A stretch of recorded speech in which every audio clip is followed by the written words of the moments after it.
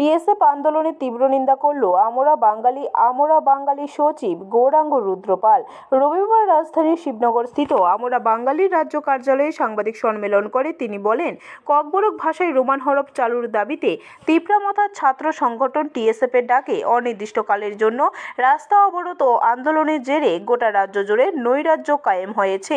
এবারে প্রথম দেখা গেল আন্দোলনের নামে রোগীর অ্যাম্বুলেন্স, রোগী, পরীক্ষার্থী সহ জরুরি কাজে পথ চলতি মানুষকে পর্যন্ত গন্তব্যস্থলে পৌঁছতে বাধা দেওয়ার ঘটনা, যা রাজ্যের ইতিহাসে নজিরবিহীন।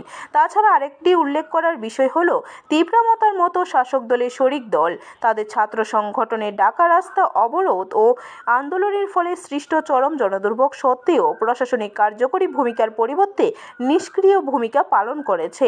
আরও আশ্চর্যের বিষয় হলো, বর্তমান পরিস্থিতিতে রাজ্যের প্রধান বিরোধী দল সিপিআইএম এর সম্পূর্ণ নীরব ভূমিকা পালন ও কংগ্রেস দলের প্রকারান্তরে উক্ত আন্দোলনকে সমর্থন করছে। কাজেই রাজ্যবাসীর কাছে বিষয়টি এখন স্পষ্ট যে ক্ষমতা দখলের সংকীর্ণ রাজনীতি তথা উপজাতি ভোট ব্যাংকের স্বার্থে শাসক বিজেপি, সিপিআইএম এবং কংগ্রেস একই পথের পথিক বলে অভিযোগ ছুড়লেন বিরোধী রাজনৈতিক দলগুলির দিকে। সেই স্বাধীনতার আগের থেকে রাজামল থেকে বাংলা রাজভাষা এবং এই ভাষার মাধ্যমে পড়াশোনা করে এরা এ পর্যন্ত যারা লেখাপড়া শিখে অফিসার হয়েছে, ডাক্তার ইঞ্জিনিয়ার হয়েছে, মন্ত্রী হয়েছে, এই যে শচীন দেববর্মন সঙ্গীত জগতে কিংবদন্তি, এরা সব কিন্তু বাংলা চর্চা করে।